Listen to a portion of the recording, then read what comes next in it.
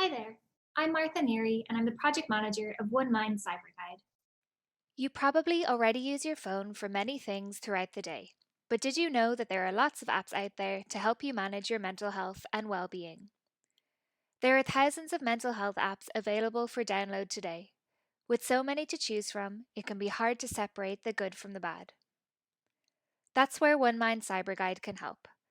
At One Mind PsyberGuide, we review apps on three different metrics: credibility, user experience, and transparency. We've reviewed over 200 products, and all of these reviews are available for free on our app guide at onemindcyberguide.org.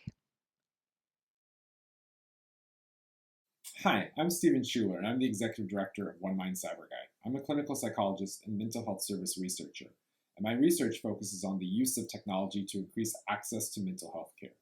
The work we do at One Mind PsyberGuide is important because there's a need for objective, third-party reviews of mental health apps and rigorous evaluation of their evidence base.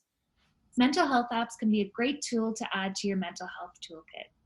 Research has shown that apps are especially helpful when used as an add-on to traditional treatment with a licensed provider. In one study, which looked at apps to help reduce depression and anxiety through skills-building exercises, participants saw benefits from using the app for just under a minute and a half each time. This suggests that even using an app for a couple of minutes each day might be helpful for you. Most good habits can take a little while to form. Building the use of an app into the daily routine that you already have may help you use it in a more sustained way. For example, maybe you brush your teeth and then use the app, or use it after dinner. Most apps also allow you to set notifications, which can be really helpful to remind you to use the app regularly. We look forward to seeing you next week for another app review.